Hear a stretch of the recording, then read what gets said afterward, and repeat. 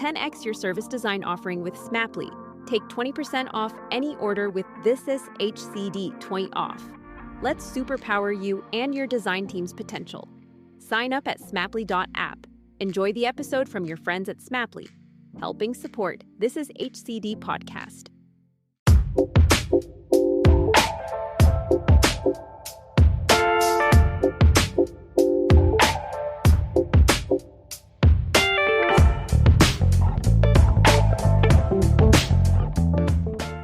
Hey there, I'm Jerry Scullion, founder of the Human-Centered Design Network, and welcome back to the channel where we explore stories of innovation, transformation, and creating impact. Today I'm excited to have my good friend Charles Street with me. We'll be diving into his journey of leading digital transformation at a major bank in Australia. Plus, we'll explore his incredible project Inkwazi, which combines adventure with making a difference in South Africa. Now, I know that many of us listening are interested in doing more meaningful work, but are really caught between the tension of working and earning money and putting food on the table for our families, and may not have an easy outlet for this type of work. But if this is you, then listen on. This episode is just for you. But before we jump in, I want to give a huge shout out to my long-term friends and sponsor of this episode, Smaply. If you're working on customer journey mapping, which I believe is one of the best first steps you can take in leading your organization towards a more human-centered outcome, Smaply is the ultimate tool for creating and managing your journey maps. It's a one-stop solution where you can build world-class journey maps, manage them from one central place, and collaborate them with your team in real time. Whether you're working on customer personas or mapping out complex journeys, Smaply has the tools you need to get it done. Why do I say this? Because I do it, and this is my tool of choice, and it has been for over a decade. So if you're in the game of human-centered design, be sure to check Smaply out, okay? Just do a Google for Smaply and you'll find it. Now, let's get back to today's conversation. We'll hear how Charles navigated the challenges of registering, this project, getting it set up, Inkwazi as it's called, and the incredible impact that it's making in South African communities. About the project, Inkwazi is set up to provide bicycles to children in need of empowering them through education. What that means is they saw through research that truancy played a big role for children in rural areas, and they were able to reduce the truancy rates and increase the success, the outcome factor that we're always talking on this podcast of children completing school through giving them a bike. We've bought 2 bikes on this podcast because we really love this initiative, and you'll hear more about this over the coming weeks. You don't want to miss this episode. It's a fantastic one. So let's hit the subscribe button and let's get started.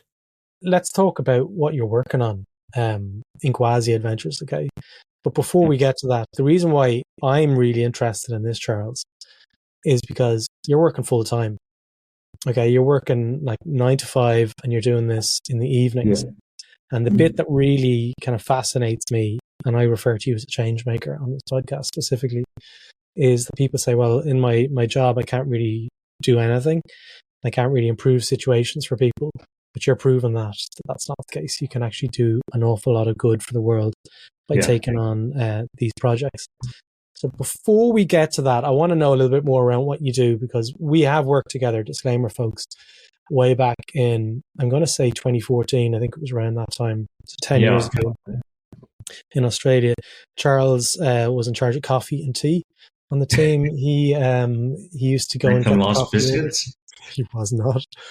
You were senior to me, I think. But definitely we had a lot of fun working together. So maybe tell us how you describe what you do currently at the moment. What's your background as well, Charles? I guess I've always been around transformation, strategy, digital innovation. We worked together at CBA on a big digital transformation project. I think the way I describe it is to kind of try and help lead organizations through big changes.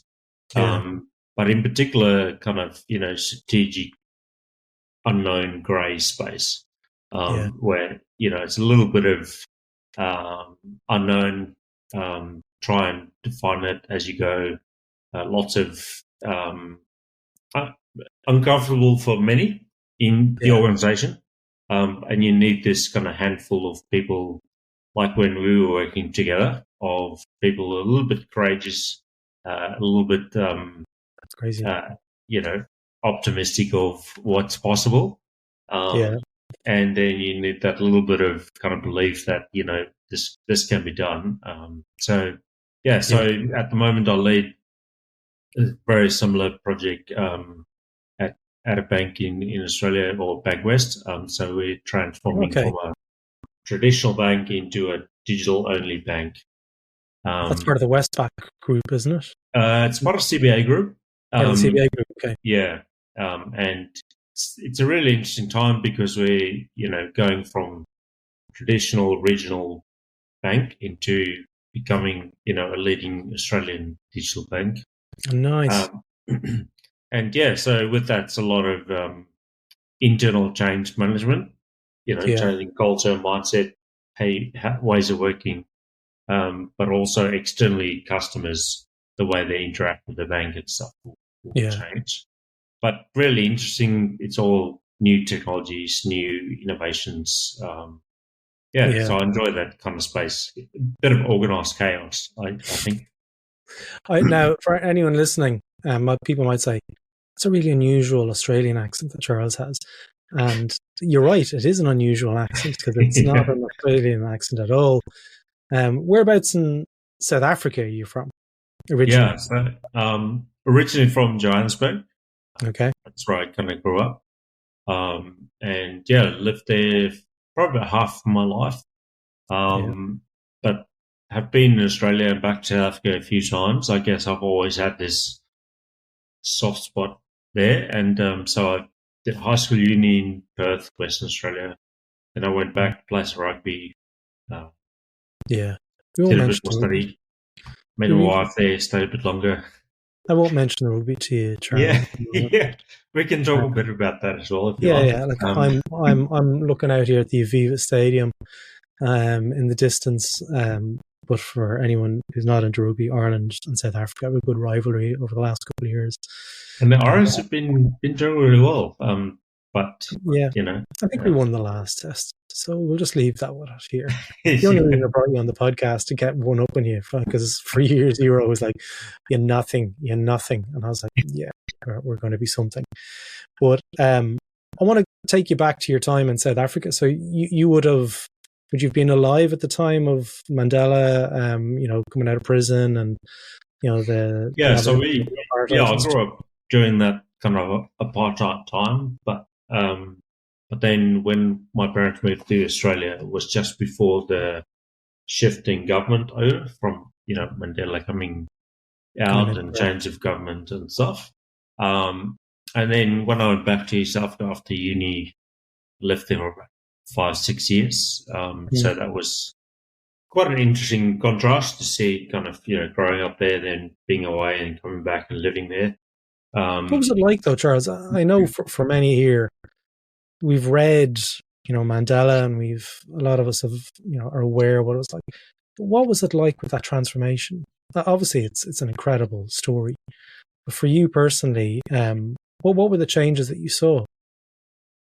I think it was interesting because I think I was probably lucky in a way. I think the home I grew up with, my parents' stuff, I don't think that there was ever any of that apartheid kind of thing. So, I used to play with, black friends, and would be, and so I never really, as a child, got the whole thing about, what was going on? That divide or things that they, certain people can and can't do. I think what's really interesting, and this is probably, relatable to any big organization, if you think about a country going through a transformation, was this way in which I guess Mandela and everyone transitioned the country in a peaceful way as much as possible. Yeah. By, just a massive amount of suddenly overnight got this change in government, change in way people have never had opportunities suddenly to have. But I think what it also showed was how it takes generations to kind of work it through, because and this is part of the Inkwazi kind of stuff, is education is one of the biggest things, right? And so when people have been not had access to that, then it puts them way behind, and so it takes a long time to catch up. So I think that's been one of the biggest transformations, I guess, is like access to education and stuff, so that you can have this generation coming through, and that's So we hear that time and time again, like education is one of the key things to increase the success of any transformation. You've lived through a transformational time, either being there within the society of South Africa or from Australia's perspective looking onwards. And it's similar to me as well. Like I grew up in an era of violence, and then we went through that transition and the Good Friday Agreement, and we've, the guns are down, and, we're not living in total harmony. There's still subgroups there. But for the most part, we're at one. Talk to me about what the possibility of the possible, because when you're working in South Africa and you're from South Africa, there's obviously a deep connection to you and the community that you're working with now at the moment in Inkwazi. I want to talk to you about where it came from, because it's not something that you would take quite lightly into saying, well, I might start doing that. It's a lot of work in what you're trying to do at the moment. So talk to us about the inception of Inkwazi.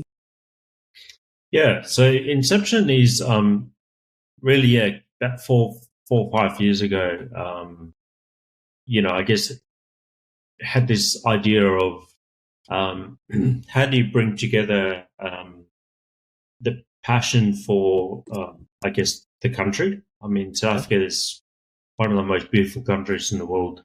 It's got a unique wilderness of animals and wildlife and outdoors and stuff that's very unique. The sense of outdoor adventure. So I think it's always, life is an adventure. Going outside and outdoor adventures is a big passion. And then this whole thing about making a difference. So it doesn't matter who you are, where you are in the world, or how much money you have, you can make a difference. And so got together with two really good close friends of mine, Cornell and his wife Annika. I pretty much grew up with Cornell as a brother, and we said, well, sorry, at the Braai. Yeah, at the Braai, playing rugby, cricket. And basically it was this concept of how do you bring together this kind of making a difference through adventure, but taking people to this unique country and seeing stuff. And so we often talk about this concept of reset, reflect, and reconnect. So the reset is almost, and I think that the penny dropped when my kids were about 3 or 4, and we went to like in Sydney, Westfield, and my daughter said to me, as we walked in, are we going to get sushi and a baby tuna? And I was like, I didn't even know what sushi was until I was like in uni. So, the world they're growing up is just so different. So it's almost like this concept of how can we take people out of this country where, you've got everything going for you, and have a bit of a reset moment, get out of your comfort zone, create that space and time to be able to reflect on, your life versus someone else. And then hopefully at the end of this adventure, you're kind of, when you come back home, you're reconnecting, but this time with what's important in life, right? And so that difference between a person in Sydney can sit and complain and the whole morning can be ruined because the train was 5 minutes late, versus a kid in South Africa who needs to walk 10 kilometers to get to school, and they're the happiest, right? And so you kind of just this perception of what's really important, or how to be resourceful, make a plan, that kind of so, yeah. So can I ask you a little bit more around the mechanics of Inkwazi? Okay, because I'm going through the process at the moment of trying to register something similar to this, but it's not in South Africa. It's more within Ireland. Going together with the two other people, you had to register this, correct? This is an entity that was registered. So is it registered as a like a not-for-profit, or is it charity? Like that whole status thing is something that we're facing at the moment. How did you get around that? What was your situation? Yeah, at the beginning, I spent quite a bit of time trying to wrestle with this. Do I register as a charity or business? And we went with so it's an Australian registered business because I'm based in Australia. But and the reason for that is because we want to take people on the tour on these adventures with us, and they pay to come with us, and that's mostly cover the cost of, the 10-day, it's about a 10-day all-inclusive adventure. So we cover, you pay one price, you get everything covered. Once you arrive in South Africa, we take care of everything. But the way in which to get around the charity bit was we partnered with an organization called Elephants, Rhinos, People, so ERP. And they're a registered charity, non-profit. And so all the money we fundraise for these bicycles that we purchase, 100% of that money goes towards ERP, and that's the non-profit side. So, with the way we set up the business is all the fundraising money goes into completely separate accounts. It's all 100% goes towards the bicycles. And it's only when the people come with us on the trip and pay for their it's a separate business account. That's separate, yeah. Yeah, absolutely. So talk to us, because, for anyone watching and listening, Charles messaged me on LinkedIn, and we hadn't heard from each other in a few years. Like I've been messaging him throughout the years, but he just didn't respond. And only joking, of course. Charles said, "Look, I'm working on this great idea," and I had seen it. I think he'd mentioned it a few times on LinkedIn, and I was like, "Oh, fair play, Charles. I always knew you were a good guy, and I'm not just saying that on the podcast." And you were like, "Hey, look, would you be interested in sponsoring?" And I am going to sponsor. I'm going to do it after this here today. I'm going to buy a bike, and for anyone listening, I'll put a link into the show notes. If you want to purchase a bike and help a child get to school, which we're going to learn a little bit more around the context of that, you can do so. We just click on the link below. So talk to us about the problem and how it was uncovered, about getting people to school on time and the truancy rates and so forth. Yeah, it's quite fascinating. So in the really remote towns in South Africa, very different to here in Australia, where I think people just assume kids go to the local school. It's around the corner. You either get dropped off with mom and dad, or you get on a bus, or ride your bike if you're close enough. Yeah. But in these remote communities, some of these kids walk up to 20 kilometers a day just to get to school and back. And they, obviously poor communities and quite remote. And so these kids often drop out of school because they get too exhausted. It's too hard, to go for 12 years walking 20 kilometers a day. Is a long thing, and that's during summer, winter, rain, heat as well, thunderstorms. And so when ERP started this bicycle, they call it Bikes for ERP. They saw a massive uplift in academic rates. So basically, one school, as an example, I think their matriculation rate was about 35%. So 3-4 kids out of 10 would finish school. As soon as they got bicycles, about 9 out of 10 finished school. So massive uplift, right? And energizes the community. It gets, and the biggest impact is really these kids are now finishing school. They can go to university. They can get a proper job, and then they're empowered and set up for life, right? So it's this massive positive cycle so that's proven to really work. Some of these kids hand down their bicycles when they finish school to younger kids because they've seen the impact this has had on them. Um, And again, like, when I contrast the experience in Australia, kids take it for granted. You get a bicycle when you're a certain age, you get a new one. You look at the Verge collections and you see all these bicycles standing up there, right? But for these kids, it's the first time they ever received a bicycle. And some of them only learn to ride on the day they get these new bicycles. And that's probably part of the best experience on the day when we hand out these bicycles is that you actually spend time helping these kids learn how to ride. And again, just looking at their determination, they don't, complain or anything. They're not scared.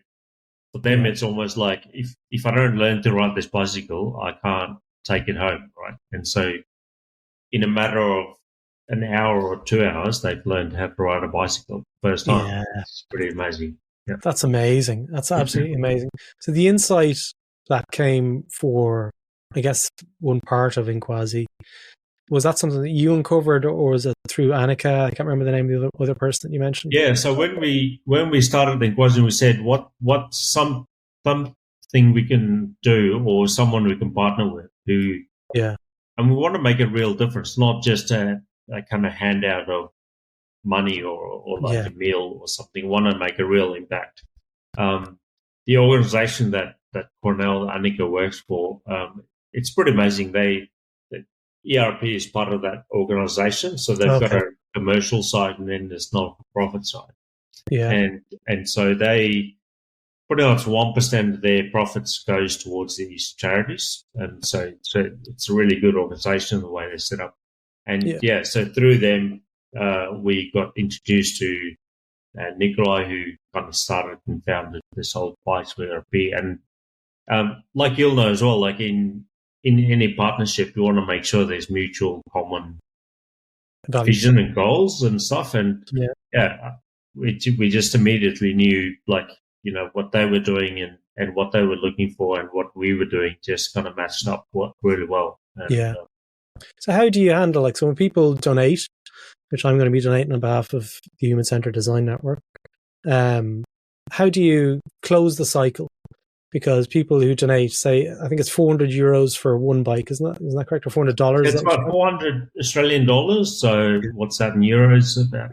That's about 50 Australian dollars to, only joking. I'm making, that's right. Making a joke at how weak the Australian dollar is at the moment. So whenever someone donates the 400 Australian dollars, one of the pieces that, when I've worked with not-for-profits before, is closing that loop to make sure that the person who's donated feels that they've actually succeeded. The money's gone to that place. Is there any sort of stories or anecdotes that you can maybe share about closing that loop between the donator? Definitely. So when people donate via our fundraising page, they become part of our Inkwazi community. And so part of that we share leading up to what we call the bicycle drop. We share a couple of videos, insights as we prepare. Nice. When the bicycles get bought, they delivered in boxes. We share some videos. An email update. And then the weekend that we do the drop, we do these kind of Facebook Live posts. And so people can follow and watch those along the way. And then after the bicycle drop, we usually do one of two things. So if you've donated like a whole bicycle, then you get your own personal photograph of the little boy or girl that got the bicycle. And so I could get my photograph on a bike. Is that what you're telling me? Well, you get a photograph of the little boy or girl that rides. You get a photograph of the person on the bike. Yeah. Which, it's a really nice thing to see the kind of smile on their faces when they receive their first bicycle. And then we usually make a bit of a video of the weekend, like a 3 to 5 minute video, which we share, and people can actually see it all, where their money has gone, which is really good. And then obviously people who come with us on the adventure, if they've also fundraised and donate money, then they will physically be part of handing out those kind of bicycles. Which is pretty cool. So on the website here, when I'm looking at it, saying our adventures, so people wanting to go to Hambo, is that right? Yeah, Hambo, yeah. What's the the angle with that? Like if you're taking people from, say, Australia over to South Africa, what's the outcome that you're open to drive by bringing people from Australia over to South Africa, other than the fact that they're going to gain more context and situational awareness of the problems? Is there anything other than that? Is there a business objective in terms of like profit that can actually go back into the business to help more people get to school on time? Yeah, so we have people who've joined us from all over the world this year. We've got someone coming to us from the UK as well, actually. Well, I'm in Ireland, so I'm not part of the UK. Just yeah.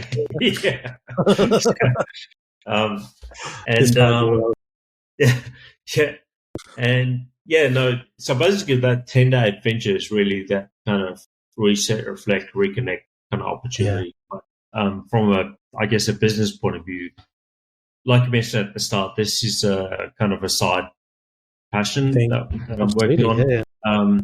And so, we're not trying to make, massive amount of money. We're just trying to make sure we can keep this up and running. The operation costs. Yeah, and hopefully, get to a point where maybe we can do 2 adventures a year. And kind of build it from there. And maybe one day when I can slow down in the kind of corporate world, I can maybe do this a bit more often. Absolutely. As long as it's what we're really trying to do is just make sure it's self-sustaining. Absolutely. But what does Inkwazi mean, just as a curiosity? Yeah, so Inkwazi is like a fish eagle in South Africa. And so that's the Zulu name for it. And again, eagle has been one of my favorite animals always. And so there's a bit of a play on that. But also, I think, being a strategist, kind of like the concept of, eagles fly really high, but they can pinpoint something down below and really go for that. So I get that. So the goal at the moment, I think I saw earlier on, is 24,000 Australian dollars, is it? You're trying to raise? Yeah, that'll get us to 60 bicycles. And the reason for 60 is we've delivered about 143 bicycles to date over the last 3 to 4 years. And so that'll get us to the number 200 bicycle, which will be quite a nice story to tell. Yeah. Yeah, absolutely. In terms of like the bit that comes after when you give them the bicycle, is there an educational piece there that how they can change their tires and how they maintain the bikes and so forth? Because I know from 2 young kids now, when they got their bikes, they're like, "Dad, tire's flat," and I'm like, "Oh, here you go. Here's another task." And I'm trying to teach them, like, this is how you put the thing into the tire, and then you pump it. They still can't get it, and I'm sure it's not too dissimilar out in South Africa when their bike tire is flat as a puncture. What's the system around that? The maintenance piece around that? Yeah, it's a really good question. So, as part of the charity, the bikes will be part of the money goes towards employing a local mechanic in the community. Very good. And so he or she is provided with all the tools and the things, and they get trained up on how to maintain and fix these bicycles. And so the kids can go to that person anytime, doesn't cost them any money, because the main thing is to make sure the bicycles stay up. The children also obviously learn some basic maintenance because, when they're riding quite far distances. So they get a small toolkit that they can use themselves. And then we usually fit the wheels with what they call perma tubes, which I discovered you can't find in Australia anywhere. I'm struggling to find them for my own kids because I'm getting tired of like fixing punctures. But but these are like solid fill. They're soft, but they're filled tubes that you put inside the tires, and so they can pretty much ride over anything and they won't get a puncture. You get on some road in some cars as well. They've got the technology that means that it doesn't go flat. Yeah. So that definitely makes a big difference. Makes the bikes a little bit heavier, but definitely helps. More robust. Yeah. Yeah, absolutely. It's a great example, Charles, of, for people out there who are listening, who they might be in an opportunity or in a role, should I say, where there's very little opportunity to apply some of their human-centeredness to the world. And you're a great example of, doing these things. And I vaguely remember you talking about something similar to this one day over coffee 10 years ago. So I'll put a link to the donate so people can donate to Inkwazi, but also if they want to buy a bike, or maybe there's a group of you that want to club together and buy a bike and follow along on the journey. It's a fantastic one. I'm going to see how I can actually collaborate with you a little bit more and trying to push this, because I think 60 bikes is totally doable. Especially if there's anyone here from a corporate who's listening to the podcast and wants to reach out to Charles directly. I'll put a link to Charles' email in there as well, because corporates definitely have budgets every year to sponsor, and it would be a really nice thing for brands to get involved with this. Especially, I think you mentioned that they can actually put a little bit of a logo on the bike as well. Is that right? Yeah, we do lots of exciting things. So we've had a couple of businesses and a couple of schools also who get involved, who'd love to use that as an opportunity to tell their kids about difference in schools and stuff. And so we usually get the logos, from these organizations. And then when we build the bicycles and set them all up, we put the little stickers on the bicycles. And so it's almost like the Formula One concept, right? So this bike has been sponsored by all these schools or businesses. And it's just a nice way for the kids also who get the bicycle to understand that, these organizations and schools and people have all donated to give them a bicycle. It's not just a handout, right? Absolutely. Yeah. That's great for them to feel connected as well, saying, well, look, all of these people are actually here. They're on our side. And they want us to succeed, as opposed to that whole kind of singular perspective of like it's us and them against the world. The people here, especially people listening to this podcast in particular, really want to get the best possible outcomes to try and help more of an equitable world. So this is a really fantastic one, and I totally, if I had a hat on me here, I'd tip my hat to you on that, Charles. I'd love to hear how you get on. When are you going to be aiming to deliver these bikes? Yeah, so we're going in October. We're not too far away. Leaving in about 5 or 6 weeks. Okay. So I'll definitely be in touch and I'll let you know how it goes. I'll be sharing some photos and videos. Because after the bicycles, we go off in the bush for about 5 days and do a whole hiking safari. And so it takes about 2 weeks before we come back. Living the dream.